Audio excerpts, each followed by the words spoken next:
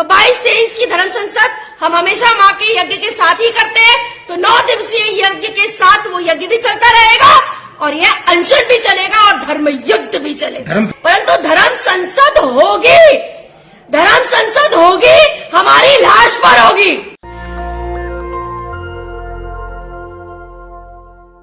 नमस्कार, मैं मोहम्मद फैसल और आप देख रहे हैं नेशनल दस्तक।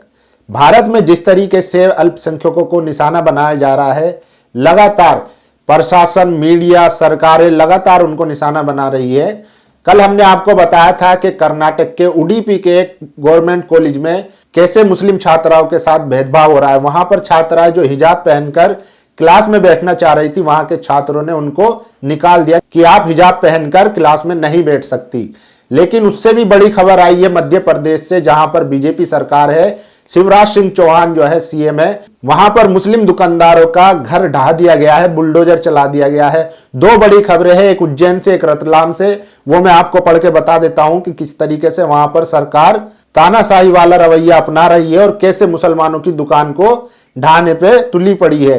काशिफ एक ट्विटर यूजर लिखते हैं, हमें मुस्लिम होने की सजा मिल रही है।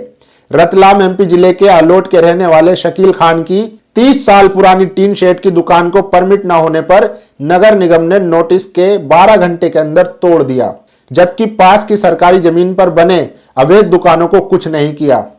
ये उनके लड़के हैं शकील खान के सलमान, जो बता रहे हैं, उनका बाइट सुन लीजिए। हमारी दुकान को नाजायज तरीके से तोड़ दिया गया है और हमें काफी नुकसान हुआ है। तकरीबन 40 लाख रुपए का हमें नुकसान पहुंचाया गया है। मुझे ऐसा लगता है कि ये सिर्फ एक साजिश है, क्योंकि हम मुसलमान हैं।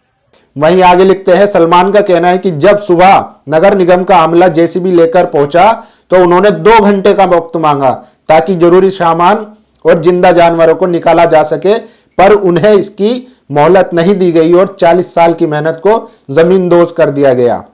आप देखिए, वीडियो में देख सकते हैं कि किस तरीके से उनके जानवर, मुर्गी और बछड़ा जो था वो भी वहां पर मरे पड़े। दरअसल इनका जो है कबाड़ का काम था और पोल्ट्री फार्म का काम था, जहां पर ये मुर्गी बच्चे भी बेचते थे। लेकिन मध्य प्रदेश में जो नगर निगम है, उन्होंने नोटिस दिया। नोटिस देने के बाद जब उन्होंने कहा 2 घंटे का वक्त सिर्फ हमें दे दीजिए ताकि हम जरूरी सामान निकाल सके, एटलीस्ट जो जानवर है उनको तो निकाल सके, लेकिन इतना भी नहीं सुना और उन्होंने उनकी दुकान को ढा दिया, जिसमें जो उनके जानवर थे, बच्चे थे, वो उनकी भी मौत हो गई। उनका कहना है कि कम से कम 40 लाख का नुकसान हुआ है। वहीं उनका इल्जाम है दूसरी तरफ सरकारी जमीन पर जो अवैध कब्जे में दुकानें बनी हुई है, उनके ऊपर कोई कार्रवाई नहीं की गई। अगर वो शकील खान की दुकान थी तो उन पर बुलडोजर चढ़ा दिया गया।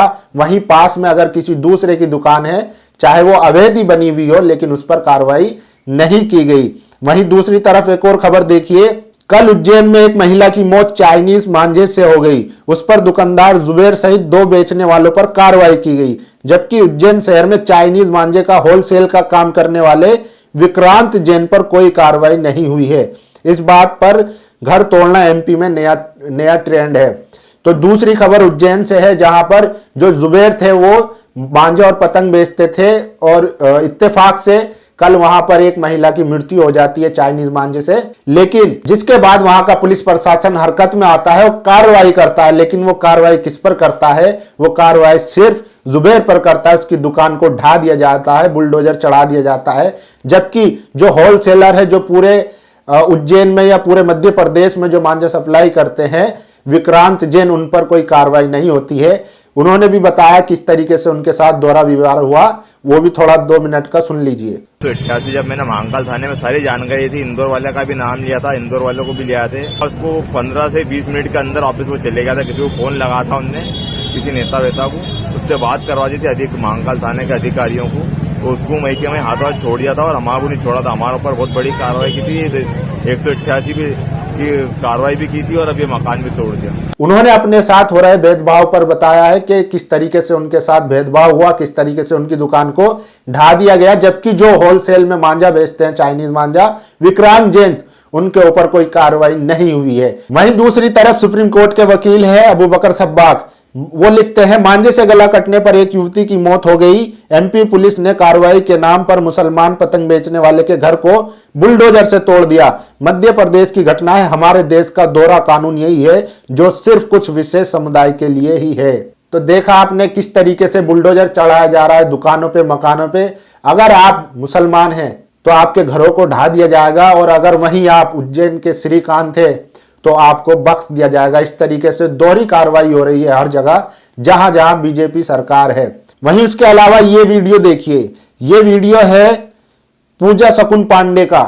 वही पूजा शकुन पांडे जो हरिद्वार में थी, वहां भी उन्होंने हेट स्पीच देने का काम किया था, जिसके बाद यति नरसिंहानंद की तो गिरफ्तारी हो जाती है, वसीम रिजवी की गिरफ्तारी हो जाती है, लेकिन प्रबोधानंद दास और शकुन पांडे का नाम नहीं आता है। अभी तक इनकी कोई गिरफ्तारी नहीं हुई है। इसके बावजूद भी इन्होंने कल फिर कहा है कि वो 22 और 23 जनवरी को अलीगढ़ में धर्म संसद करेंगी। खुलेआम और डंके की चोट पे ये कह रही है पूजा शकुन पांडे। इनका भी थोड़ा बाइट सुन लीजिए। तो 22-23 की धर्म संसद हम हमेशा माँ के यज्ञ के साथ ही करते हैं, तो 9 दिवसीय यज्ञ के साथ वो यज्ञ भी चलता रहेगा और यह अनशन भी चलेगा और धर्म युद्ध भी चलेगा। परंतु धर्म संसद होगी, धर्म संसद होगी, हमारी लाश पर होगी। तो सुना आपने, इस तरीके से लगातार जो है देश में माहौल खराब करने की कोशिश हो रही है। अगर बीजेपी शासित राज्य में पूजा शकुन पांडे जैसे चाहे लोगों को मारने की बात करे, चाहे दंगा भड़काने की बात करे, इनके ऊपर कोई कार्रवाई नहीं होती है। वहीं अगर मध्य प्रदेश जैसे राज्य में जहां बीजेपी सरकार है, वहां पर अगर मुसलमान की दुकान है तो उस पर बुलडोजर चढ़ा दिया जाता है। यही मॉडल यूपी में योगी ने किया था जब सीए आंदोलन हुआ था कि मुसलमान है तो उसके घर पे बुलडोजर चढ़ा दो। लेकिन पूजा शकुन पांडे जैसी महिलाओं पे, या जो इस तरीके का भड़काऊ भाषण देते हैं, जो लोगों को मारने की बात करते हैं, उनके ऊपर कोई कार्रवाई तक नहीं होती है, ना ही उनके घरों पे कभी बुलडोजर चलता है। तो ये दो बड़ी खबरें थी कि किस तरीके से जहां जहां बीजेपी शासित राज्य है वहां पर अपराधी सत्ता के संरक्षण में आजाद घूम रहे हैं। वहीं अगर कोई मजदूर, गरीब, मुसलमान है तो उसके घरों पर बुलडोजर चढ़ा दिया जाता है। इस पर आपकी क्या राय है? आप अपनी राय जरूर दीजिए। शुक्रिया। नेशनल दस्तक की आपसे गुजारिश है कि अगर इसको बचाना चाहते हैं तो नेशनल दस्तक को सब्सक्राइब करने के लिए रेड कलर के सब्सक्राइब बटन को दबाएं, फिर बेल आइकन की घंटी दबाएं। नेशनल दस्तक को बचाने के लिए बहुत जरूरी है कि हर खबर को शेयर करें, लाइक करें, कमेंट जरूर करें।